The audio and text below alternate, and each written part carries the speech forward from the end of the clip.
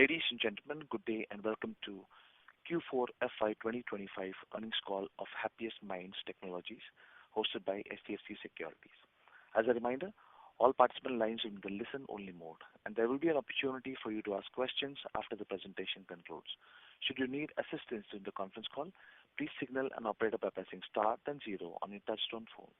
Please note that this conference is being recorded. I now hand the conference over to Mr. Vinesh Vala from HDFC Securities. Thank you, and over to you, Mr. Vala. Hi everyone. Good morning, ladies and gentlemen. Thanks for joining us today on Q4 FY25 earnings calls of Happiest Minds Technologies. On behalf of HDFC Securities, I would like to thank the management of Happiest Minds for giving us the opportunity to host this earnings call. Today we have with us Mr. Ashok Soota, Chairman and Chief Mentor, Mr. Joseph Anantharaju, Co-Chairman and CEO, Mr. Venkatraman Narayanan, MD and CFO, Rajiv Shah, Executive Director, Ram Mohan, CEO, IMS Services, Sridhar Mantha, CEO, GBS Business, Sunil Gujjar, Head of Investor Relations. I will hand it over to Sunil for safe harbor statement and to take the proceeding forward. Thanks, and over to you, Sunil. Thank you, Vinesh. Good morning to all participants in the call. Welcome to this conference call to discuss the financial results for the fourth quarter and year ended March 31st, 2025. I'm Sunil, Head of Investor Relations. We hope you have had an opportunity to review the earnings release we issued yesterday evening. Let me now quickly outline the agenda for today's call. Ashok will begin the call by sharing his perspectives on the business environment and our results. Venkat and Joseph will then speak about our financial performance and operational highlights, after which we'll have the floor open for Q&A. Before I hand over, let me begin with the safe harbor statement. During the call, we could make forward-looking statements. These statements consider the environment we see as of today and carry a risk in terms of uncertainty, because of which the actual results could be different. We do not undertake to update those statements periodically. Now, let me pass it on to Ashok. Thank you, Sunil. Good morning to all the participants in the call. Happiest Minds has delivered an exceptional performance for the year with constant currency growth of 25.6%, which makes the reported fiscal performance the best year since our IPO in absolute terms. The growth was backed by a superior margin profile, which we have maintained in our guided range for 19 quarters in a row. Let me touch upon 10 strategic transformational changes launched by Happiest Minds since FY24 and going ahead through FY26. The latest change is the one we announced on 19th March 2025 regarding our Apex organizational structure. As you all already know, Joseph is now our co-chairman and CEO. Joseph has been a part of Happiest Minds since its inception, and I'm sure Joseph will drive Happiest Minds towards accelerating profitable growth and strategic strength. Let me start from where these 10 transformational changes began. After a few years of delay, we finally completed 2 acquisitions, Pure Software and Aureus, whose results were integrated in Q1 of FY25. The wait was well worth it because both the organizations have a culture which is similar to ours. They were both cash accretive and have contributed to our growth. And they have helped us deliver well above industry average performance for the fiscal. 3 more transformation changes followed in the second half of FY25. We did say these changes would begin to make an impact in FY26, which you will see starting from this fiscal. Reorganizing Happiest Minds on an IG-wise basis and creating 5 new industry groups was the first of those changes that we launched in FY25. We were also the very first company to recognize the potential of GenAI by creating an independent business unit headed by Sridhar Mantha. a Happiest Minds veteran and our erstwhile CTO for 12 years. We appointed Chief Growth Officer Maninder Singh and gave him the responsibility for net new sales. Maninder's team is already making visible impact by bringing in new logos. These transformational changes will show great growth in FY26 and even more so in FY27, assuring us of healthy organic growth in FY26 and then FY27. In effect, if you see that we have delivered obviously very good growth in FY25, we are saying we are well positioned for double-digit growth right through on a 3-year cycle, beginning from FY25. The 4 transformational changes of FY24 were followed in FY25 by the organization changes mentioned earlier. Joseph will talk about the 6th to the 10th transformational initiatives. I now hand these over to our co-chairman and CEO, Joseph, for his address. Good morning to you. Thanks, Ashok. Good morning to all of you. Let me start by thanking Ashok and the board for the trust they have placed in me. I'm very confident of continuing to deliver industry-leading growth based on the quality of our leadership and talent, the transformational initiatives we have initiated, and the strong customer relationships we have developed over the last 14 years. Happiest Minds has delivered yet another year of solid performance across all fronts. The growth was broad-based and across industries and geographies. Product digital engineering services led the growth with 27.9%, with all our core markets of US, India, and Europe showing good growth. In the recently concluded customer satisfaction survey, we have received an industry-leading Net Promoter Score of 63, and our customer happiness score has increased to 93%, which reflects the commitment to delivery excellence.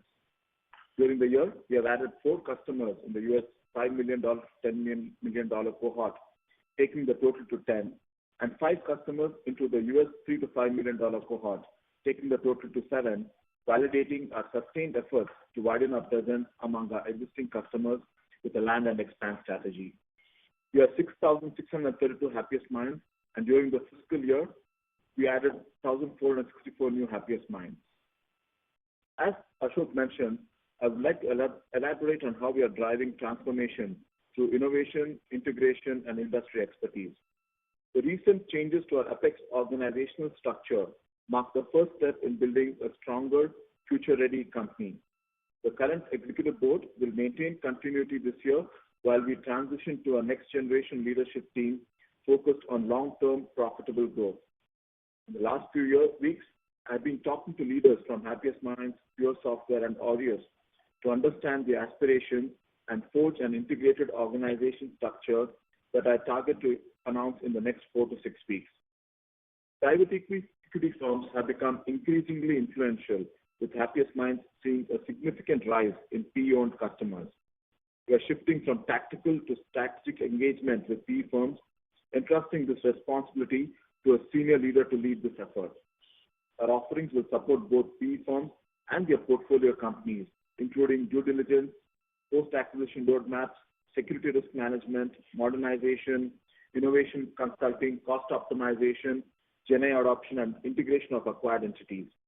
We will leverage existing customer relationships to build these connections and deliver tailored solutions. Over the past decade, our land and expand strategy has grown many accounts to $2 to $3 million, with some even reaching $5 to $10 million.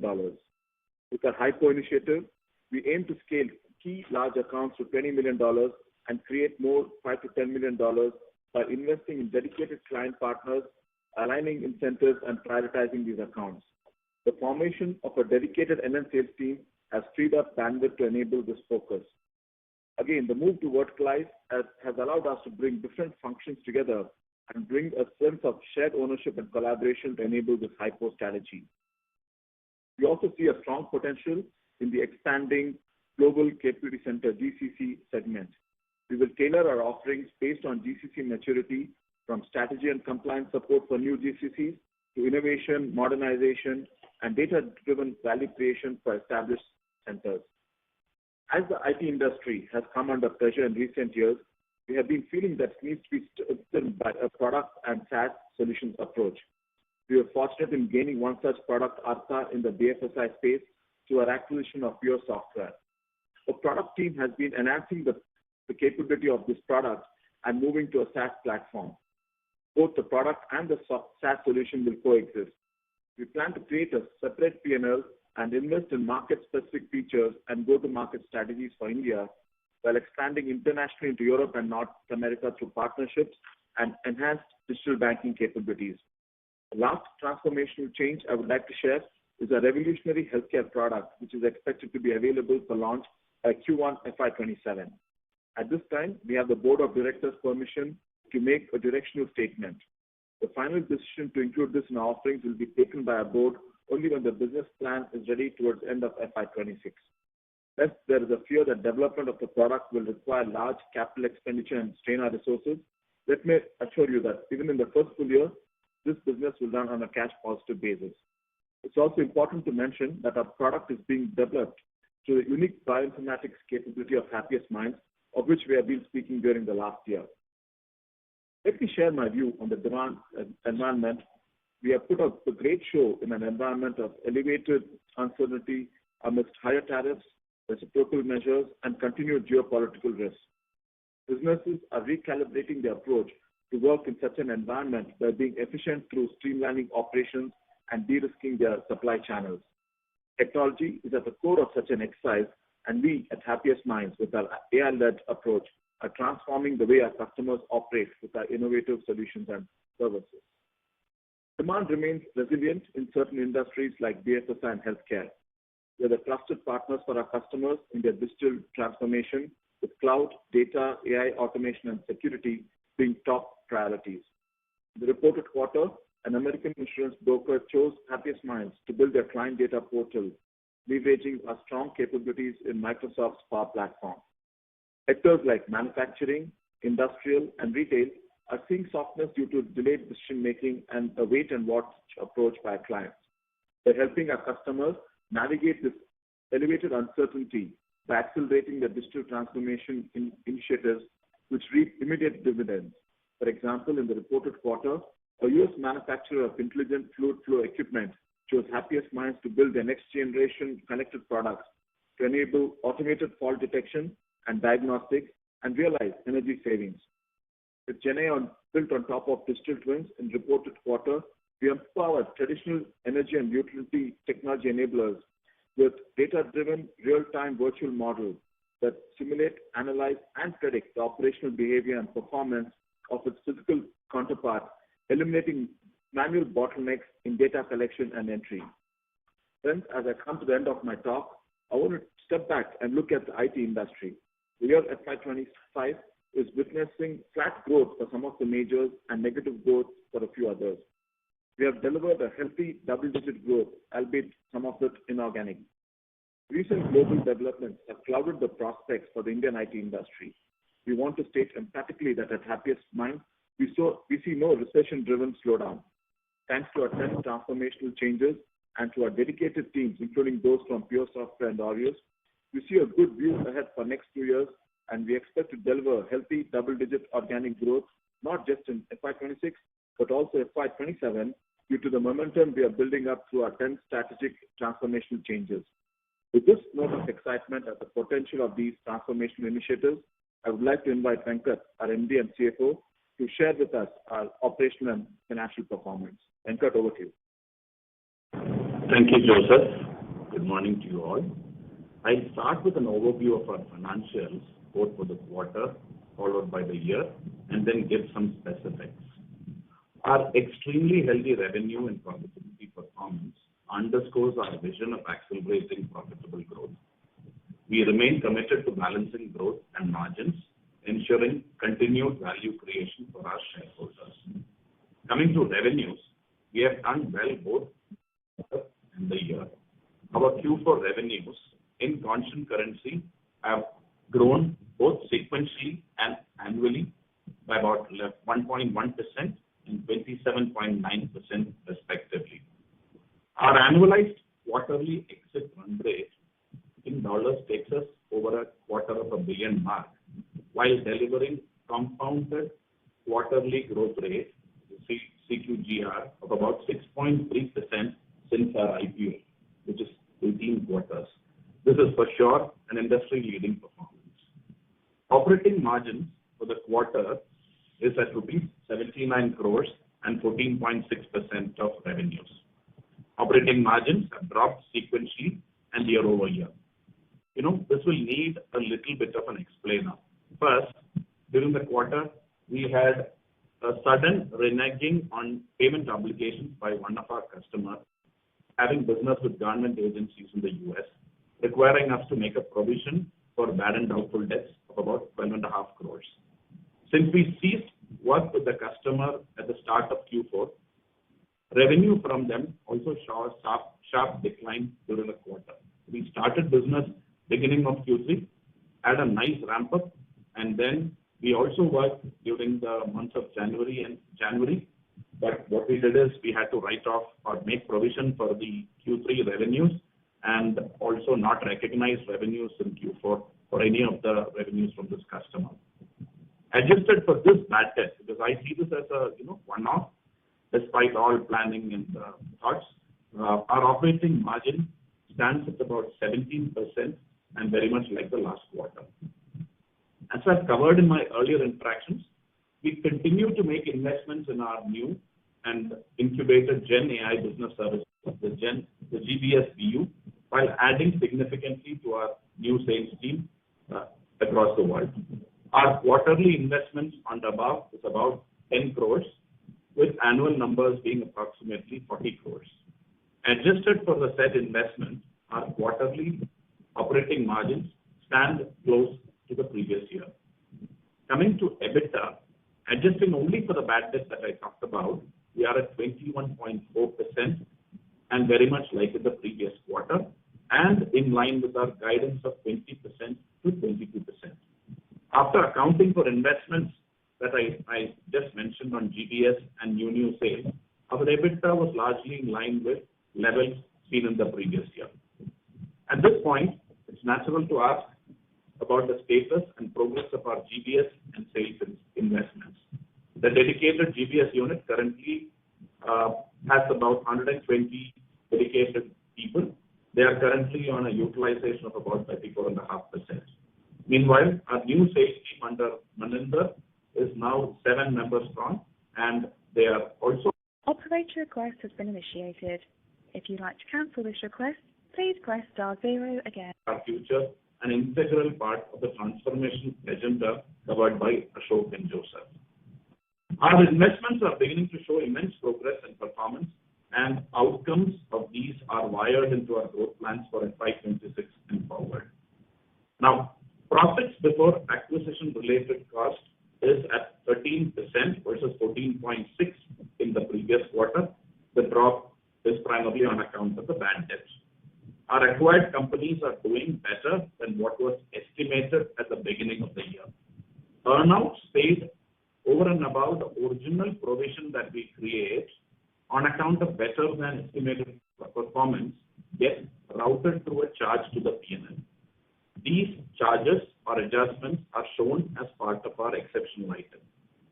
Ideally, such excess provisions or payout should be a capital cost. Our accounting standards have a different treatment for the same. To give you a context, we have approximately paid $90 million for our acquisitions made last year. This is cash and upfront payments that I'm talking about. On top of this, we have performance-based earnouts for the acquisitions that we have made, totaling of about $45 million. The $90 million upfront plus earnout for performance on a best estimate basis.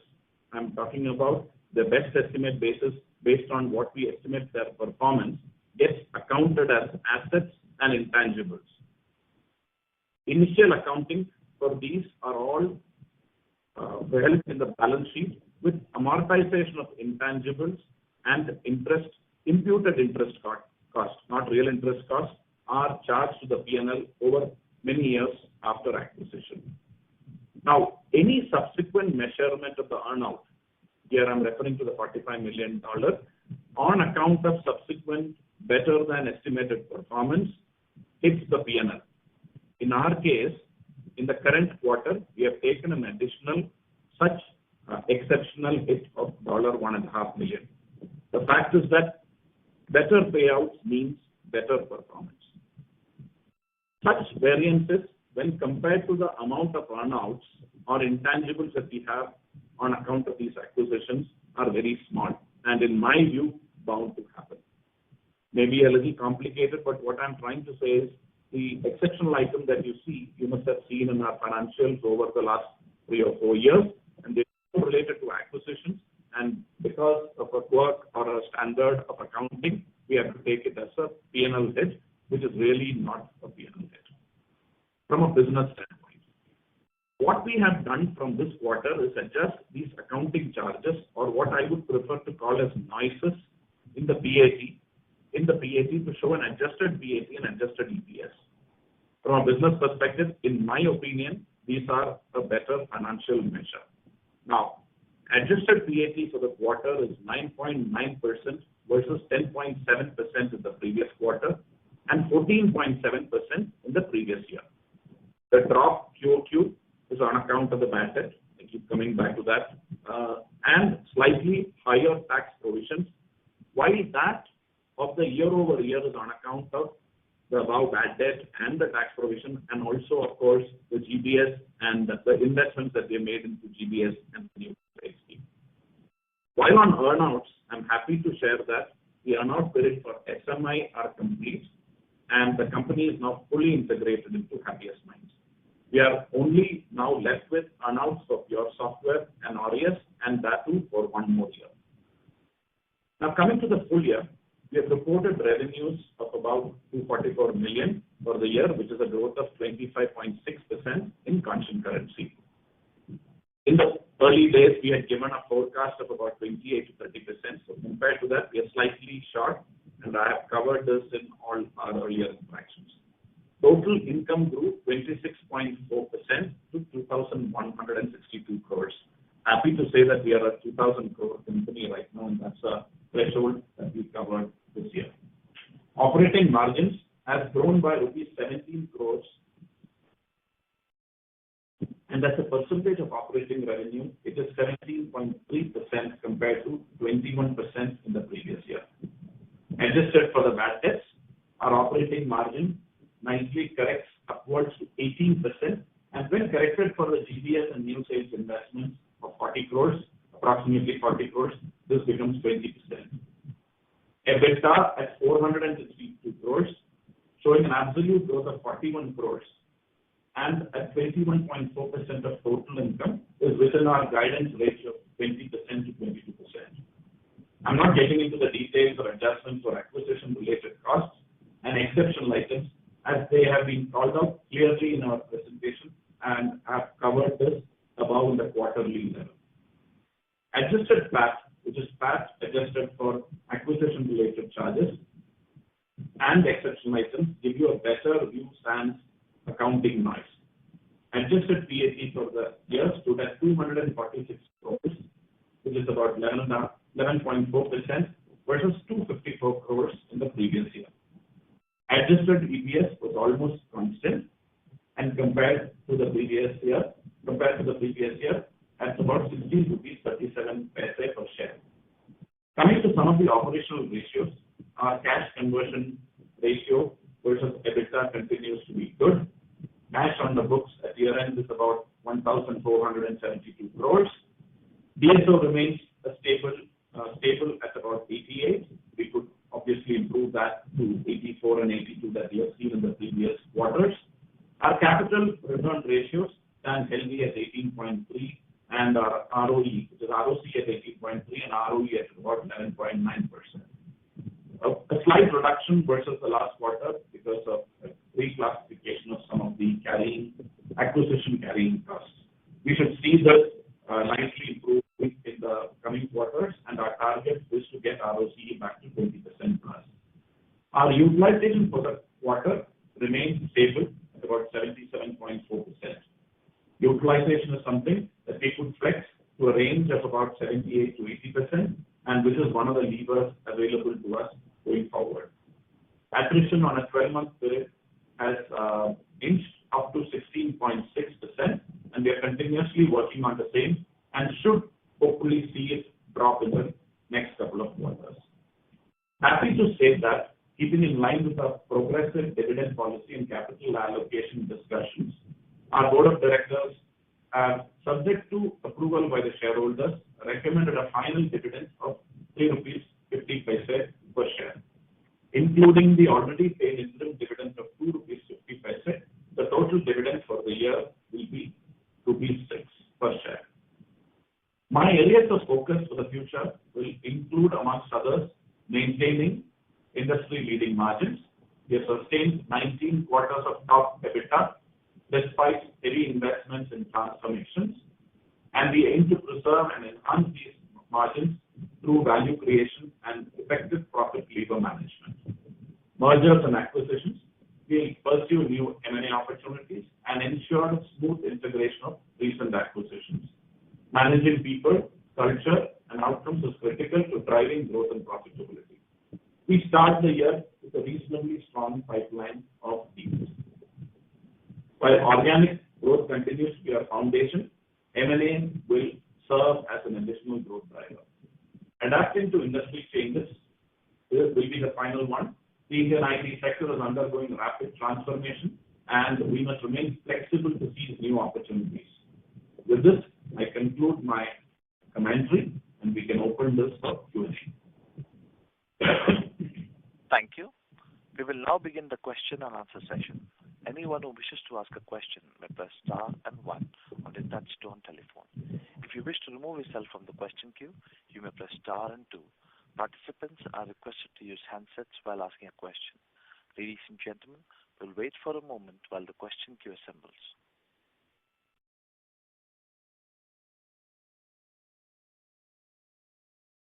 Once again, a reminder to all the participants that you may press star and one to ask a question.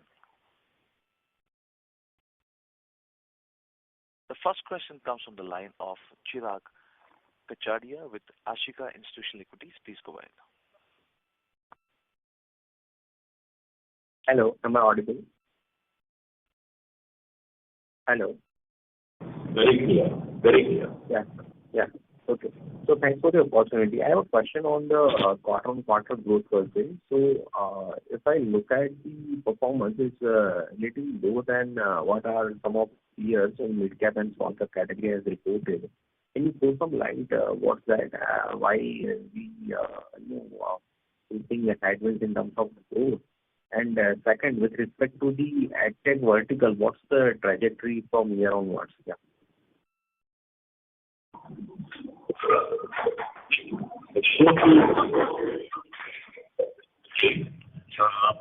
As I mentioned, we had nice. Somebody needs to go on mute, please. We have nicely gone on.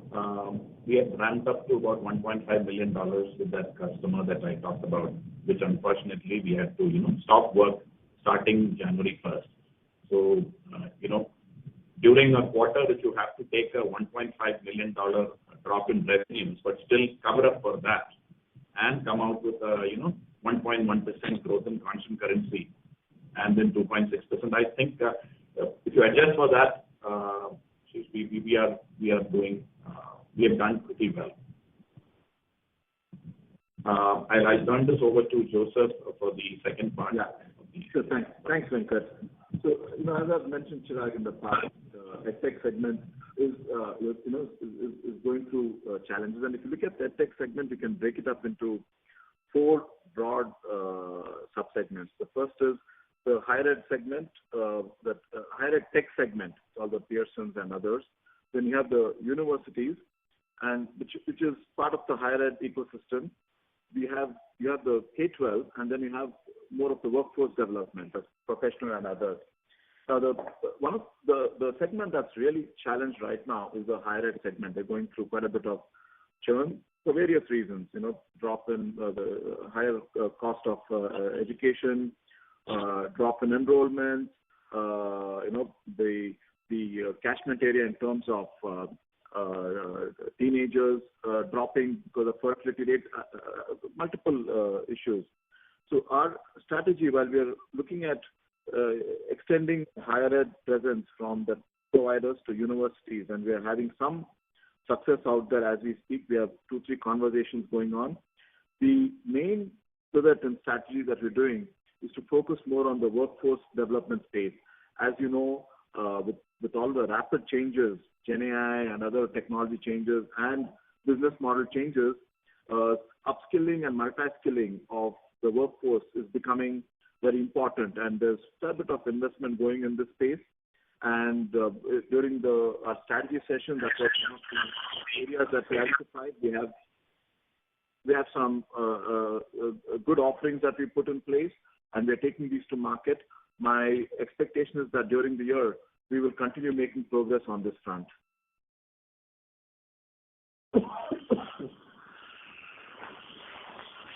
Call recording has now ended. Okay, thank you. Yeah. Thank you. Next question comes to the line of Aditi Patil with ICICI Securities. Please go ahead. Thank you for taking my question. My first question is on BFSI and healthcare vertical. Firstly, for the quarter, there was a decline in healthcare vertical. Can you let us know what led to this decline? And operator request has been initiated. If you'd like to cancel this request, please press *0 again. So apart from how much of this was contributed by Artha banking platform, and for a longer term view, we are focusing on BFSI and healthcare verticals. So what is our growth strategy here in terms of what kind of subsegments or clients are we targeting in this vertical, in these two verticals? Sure. Thanks, Aditi. Let me take BFSI first, and then I'll come to healthcare. In the BFSI segment, which has become our largest segment by and far, we've had contribution during the year from Pure Software and Aureus. As you know, one of the reasons for making these two acquisitions was the concentration of revenues in the banking segment in Pure Software and insurance in Aureus. And during the quarter, there was a fair bit of contribution from the Artha banking platform. Typically, we see a jump in Artha revenues during Q4. It's a little seasonal. That's contributed to the growth in BFSI. We did acquire a couple of customers in the Middle East, ADCG and Bank of Muscat. That has also contributed to the growth in BFSI. And BFSI is one of the segments, as we also pointed out during the last earnings call, which is seeing some green shoots and increased spend. And the expectation is that during FY26, this will be a sector or segment that will contribute handsomely to our growth. The other segment that we are quite very bullish about is healthcare and life sciences. During the quarter, we did see a dip. That's because one of our large customers, they tend to have a ramp down, again, a cyclical seasonal ramp down during Q3, and the ramp up was delayed. But towards the end of the quarter, we did see a ramp up, and that should normalize revenues. Apart from that, in our press release, we have shared that we have signed 2 SOWs totaling $20 million, which should continue into next year as well.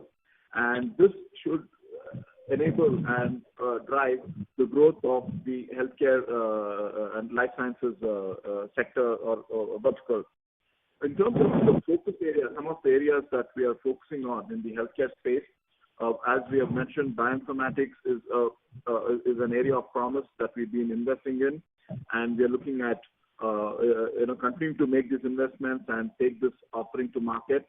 We're also looking at the medical devices segment, that we've been building capabilities in. We have a few customers in this space, and we believe that with more data-driven approach being taken by medical device providers and leveraging data, it will be a good confluence of our GBS, analytics and AI COE, and our healthcare capabilities. Pharma continues to be an area of focus because there's some medical devices. Operator request has been initiated. If you'd like to cancel this request, please press *0 again. Leverage of data in coming up with molecules, and also in the trial phase. So these are areas that we will be focusing on. The other area that I'd like to talk about is the commercialization phase. Once a molecule has been tested and approved, there's a lot of modernization and analytics and data engineering that we can bring to the fore out here, because the pharma companies are trying to form a view of patients, and the development of customer data, consumer data platform, and applying models to understand the data better is an area that we'd be able to help these companies out. Okay, got it. My next question is on you have announced the healthcare product in bioinformatics. So, what would be the amount of capex of which you would be investing for the same in FY26?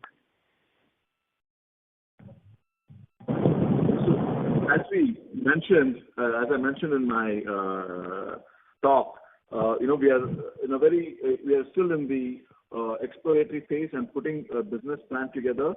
We're making some investments that are already included in the plan, and the capex that we would need, all of that would get finalized when we present the plan to the board.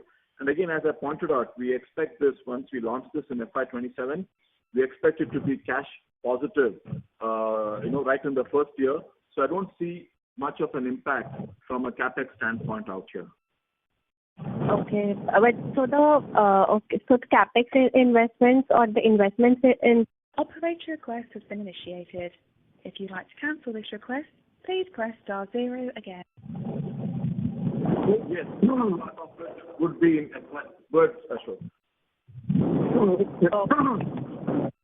Yeah, I can just add to that. At the moment, the product is being developed, and it's really a billing opportunity for Happiest Minds. So therefore, when we talk about all these SOWs that Joseph has talked about, one of them is this. We may decide to take the product to the market ourselves, in which case we would still have a positive cash flow. So at the moment, it's just business. Okay, got it. And in the IMSS vertical, if we see the segmental margins, there was a sharp decline in margins both on YOY and QOQ basis. What led to this decline? Ram, you want to take that, Ram? So basically, if you really look at the last quarter, we acquired a business in English, which was predominantly on-site centric, and that had a much lesser margin, and that was the one which actually drove the margins low, because most of the work which we are doing there is on-site. That is the reason. Okay, got it. Okay, that's it from my side for now. Thank you. Thank you. A reminder to all the participants that you may press *1 to ask a question. Next question comes from the line of Piyush Pandey with Centrum Broking. Please go ahead. Am I audible?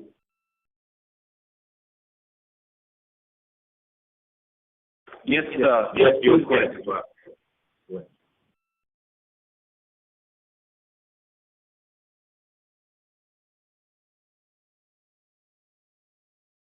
Piyush, please go ahead. Go ahead. We can hear you.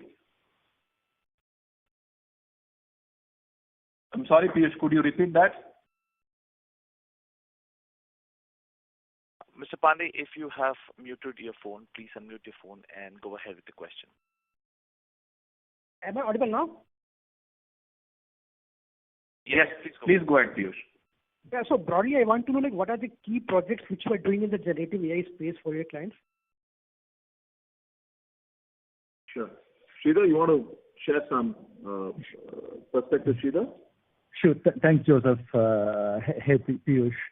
In terms of the total projects in the last 12 months, starting from zero, currently we are working on 35 distinct projects, Piyush. And I'll repeat one example Joseph quoted as part of his opening statements. I'll give couple of examples, and I'll then talk about broadly how they are, right? So we are working with a global leader in the software for electrical power systems, and for them to actually create the digital twins of the motors from the field, collecting the data about the motors is becoming very error prone, right? So we actually created a generative AI solution that can actually interpret various parameters of the motors very quickly by looking at 2 or 3 pictures the field personnel takes in the field with the help of the current large language models that can easily interpret the information from the images and the understanding of the motors, so that the data entry aspect drastically becomes completely with 0 errors. So that way the overall efficiency of the digital twins will go up drastically. And we are doing many repeatable solutions, which in the previous sessions Ashok did talk about. One of them is talking to the data, right? Pretty much the enterprise run on the data, and irrespective of the BI and the simplicity of the reports, it is still cumbersome for the people on the move. And we created a talking to the data kind of solution so that the people can quickly ask a question against complex databases and warehouses and data lakes. And we are working with a participant management and a supply chain provider, and we integrated a GenAI solution as part of the platform so that the entire BI and the data complexity can be completely simplified by people asking simple questions in English and they getting the right kind of answers. And in terms of the overall kind of concluding statement I want to make, Piyush, is we have been working on a lot of POCs, and more than 50% of them already started moving and moved into the production.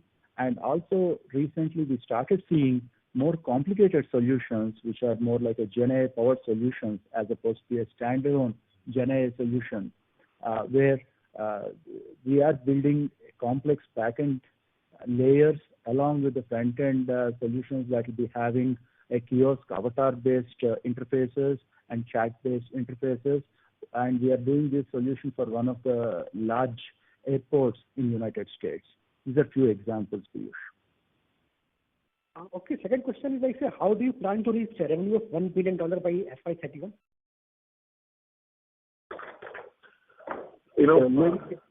Maybe I can just take this question. Hello, given the slowdown that has happened in the last couple of years for the industry as a whole, not so much, our numbers have actually been very good, but we've also got impacted to the extent they could have been even higher.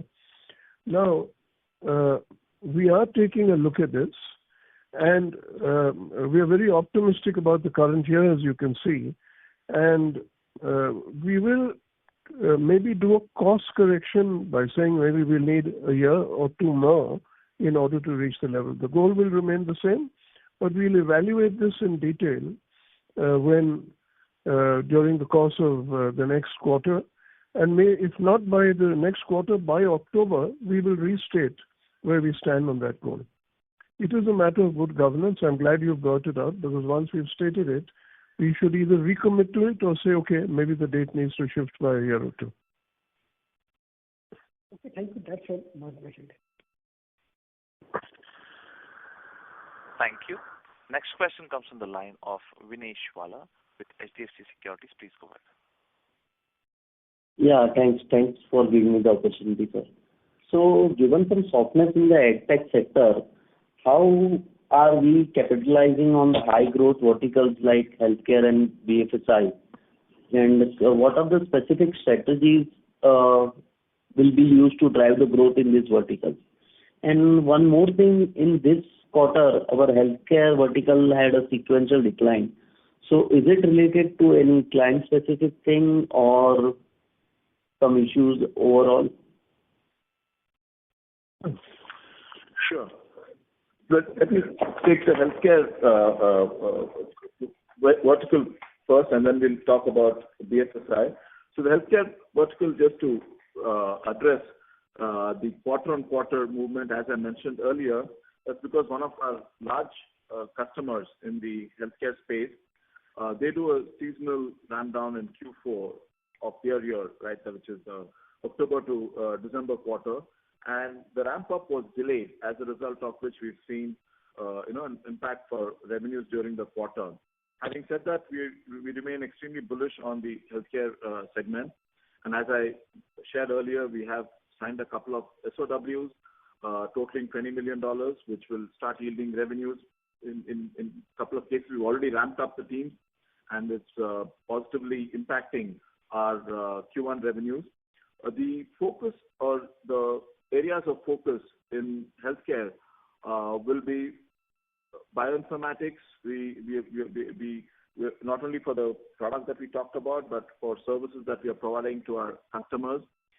Medical devices, which are more on which leverage data and use a fair bit of AI. We're also looking at the pharma space. How do we help customers shorten the time period required to come up with new molecules and to go through the trial process? Again, using a lot of data and AI. And in the commercialization phase, customers are looking at how do you make data easily available? How do you leverage all of the data that you get from patients and drive that back into their sales and marketing strategy? So those are the areas that we will be looking at in the pharma. Can I add one point? Yes, sure. And this is, apart from the seasonal ramp down that you pointed out in one of the customers, actually one of the major reasons is that one large customer came to the end of a project and then began a new platform. That platform took a little time to pick up, but is really picking up full speed now. As Joseph mentioned, that's getting reflected in the next quarter data or the current quarter data. Thanks, Ashok. Okay, got it, sir. Sir, on BFSI? Yeah. And on BFSI, one of the, as I again shared, one of the areas that's showing a lot of promise and good growth is the Artha banking platform. And from two angles. One is the direct revenues that it provides, as also the pull-through revenues once you implement Artha. It also helps us differentiate with some of our banking customers. Again, taking a product or a solution-centric approach. In the insurance space, we've come up with an insurance-in-a-box concept, which leverages a customized low-code, no-code platform on which we've built various components of the typical insurance workflow, and we're taking this as an 80-90% baked solution to the mid-market segment in the insurance space. Our hope is that we will be able to scale this to the larger insurance providers as well. The third area that we're looking at, in both insurance and banking, and especially in insurance, is how do we help customers customize their approach to their CRM solution by helping them move away from the standard CRM solutions that are available out there and build customized CRM solutions that are data-driven, and then ensure that underlying that would be your customer data platform that will allow for, again, a lot of analytics, AI to be superimposed on top of this. It could be platforms like Palantir or Azure, on the data lake side. The other area we're looking at with customers in the banking and insurance space is helping them in modernizing some of their customer experience. Some of them have carried out, they've digitized their offerings, but they've done this around 10 years back, and there's a fair bit of progress that's been made, whether it's adding a GenAI front end to it or just modernizing the customer experience on the front end side. A lot of customers are also looking at how do you modernize or to look at the legacy platforms that they have not kept pace with the technological changes that have taken place, and so there's a scope for carving out some functionalities and helping customers build customized applications or platforms out here. Part of it is Artha serves this purpose, and in some cases, customers may want to build their own customized applications. So these are some of the offerings that we are taking to customers in the BFSI space. Thanks. That's all from my side. Thanks for the elaborate answer. Thank you. Next question comes from the line of Sumit Jain with CLSA. Please go ahead. Yeah, hi. Thanks for the opportunity. Actually, my questions were again around the generative AI business unit. So you have started disclosing your revenue proportion from that particular business segment, and it's just 2% of your overall revenue. And when we compare that, what Accenture or Capgemini are giving, it's almost 5 to 6% of their overall business. So is it that you are slightly behind the larger peers out there, or is it the definition is different? Can you just explain how easy it is for a company like Happiest Minds with a $200 to $250 million revenue to actually pivot their business much more faster towards a fast-growing service line? Sure. As you rightly pointed out, Sumit, I think it's how each company defines generative AI, right? Can add AI, you can add data element to it. We believe that the revenues that we're getting is industry leading. Could we do more? Absolutely, and that's a goal that we've taken for ourselves. And the way we look at generative AI is there are three distinct sources of revenue. The first is direct revenue, which is what we've been quite very strict about it, which is what we've been sharing. Then there is other AI and data elements, and that is what our analytics and AI COE provides. And the third is the pull-through revenue. As Sridhar pointed out, customers are taking a GenAI first approach, and so they're building a backend and putting a GenAI front end to it. And that's the third element. The backend that we build for our GenAI GenAI first solutions is the other source of revenue. And in terms of capability, I rest assured, we are very confident that the kind of team that we put together and the capabilities that we've built in this space is as good, if not better, than the other companies out there. This is reflected in the number of conversations that we've been having with our customers, as Sridhar pointed out. We've had more than 40, 50 conversations and POCs that we've built, some of them very, very interesting use cases. And we will continue focusing and building our capabilities. That's the reason why we built this as a separate business unit. Operator request has been initiated. If you'd like to cancel this request, please press *0 again. Structure. And so we're making all the right investments. We have the capability, and we expect traction to continue increasing during FY26.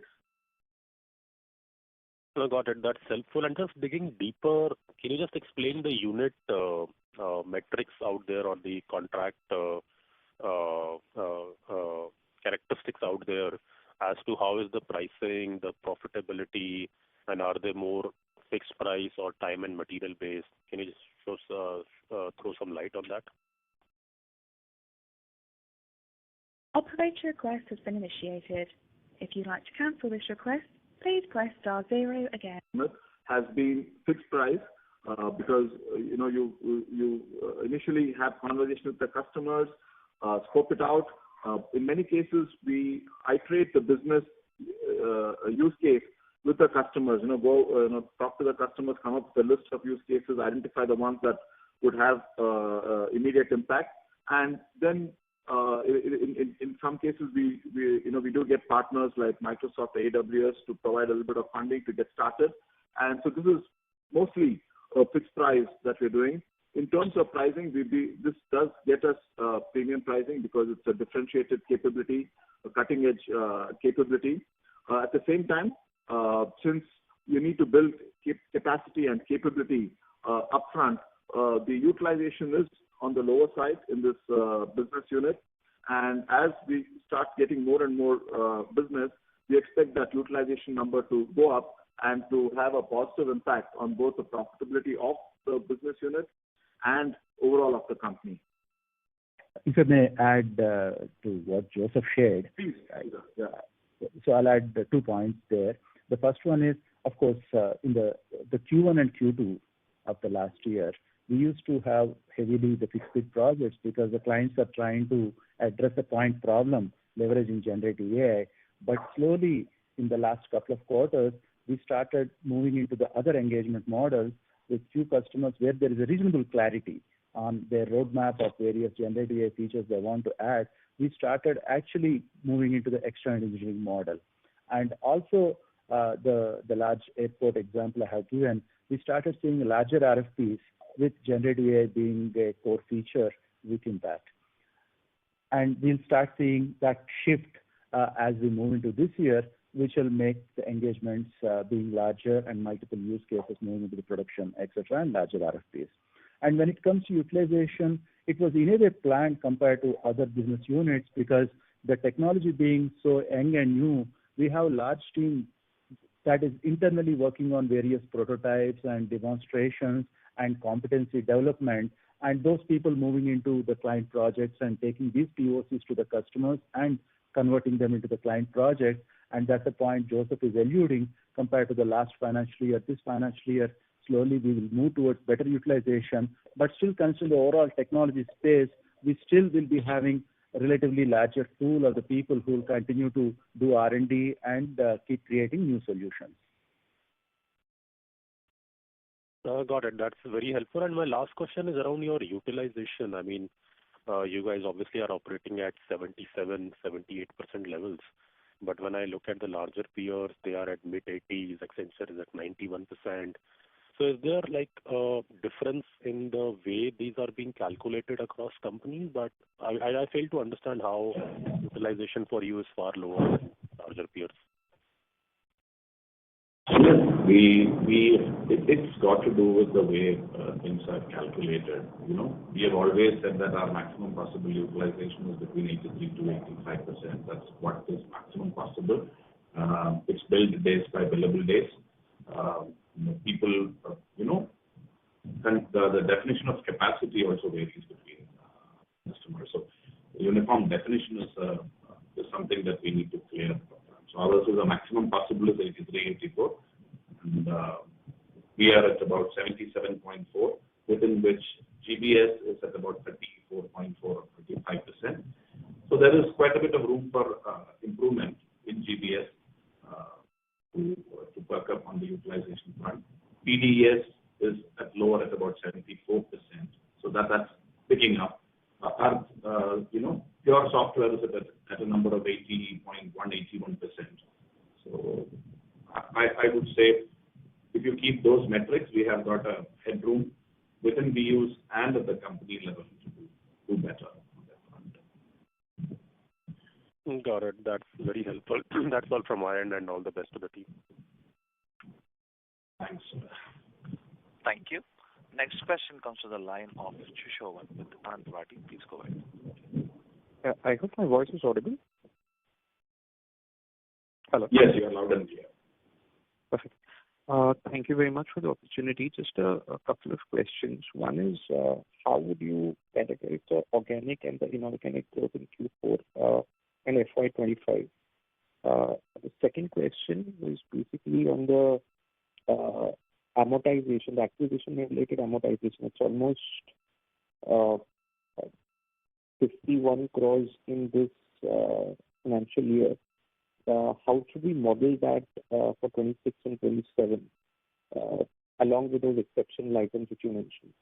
These are the two questions. Thanks, Ashwin. So we have not been giving a split by, the organic and inorganic, because if you look at it, your software and RDS has been with us for almost all of the year. Started in Q1, so 11 and a half months. It's almost integrated. In fact, RDS is fully integrated. Your software is working very closely with us. So it's not easy, fair, or possible to give an exact number of who did what and how do you attribute revenues. So that's on the revenue side. As far as amortization is concerned, you're absolutely right. 50 crores is what we have. This is something which is, something that I shouldn't say came as a surprise, but this is the cost of doing an acquisition. You have this, you have intangibles being written off through the estimated estimated life of a customer. If it's an intangible, it's 7 years, some of them 5 years. If there is a product like Artha banking involved in it, there is another definition for it. So frankly, while there is some science behind it, it's a cost which comes out, which actually lies on the face of business logic, at least to me, because we are not replacing anything with this money. But in any case, that said, you should see intangible at about 49 to 50 crores next year as well. In fact, slightly higher maybe, because you will have some part of the intangible being again tested for impairment. So I'm just saying from an estimate standpoint, take a similar number and an impact for an additional 30 or 40 days for next year. That's on that. Exceptional item, again, I said, we estimate a certain payout at the beginning of the year for earnouts. We did $90 million worth of acquisition and 45 million is earnout. So you see, there is a huge amount of earnout.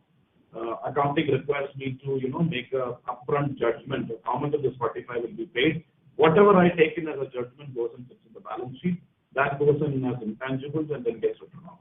If I make a wrong assessment, or if I shouldn't say wrong assessment, if my assessment is slightly on the lower side, it impacts the payout when they do better than the performance. So we have to balance, what we think is performance and what we think is the intangible portion of such performance, and then keep throwing it up on a quarter-on-quarter basis. Frankly, if you ask me, Sushovan, you should adjust these to the PAT or PBT, because none of them are cash charges except for maybe the earnout. You are now paying for performance. So if somebody is performing much better than what we estimated, we are paying them slightly higher. So to me, a debit of exceptional item or what is in terms of additional payout is good news, while a credit is not such a good news because, they are doing lower than what I estimated them to do. Yeah. And my prayer is always that they do better than what we thought they will do. And we pay that as a purchase consideration. Accounting asks for it to be returned to the P&L. So take a similar number is what I would say. So sure.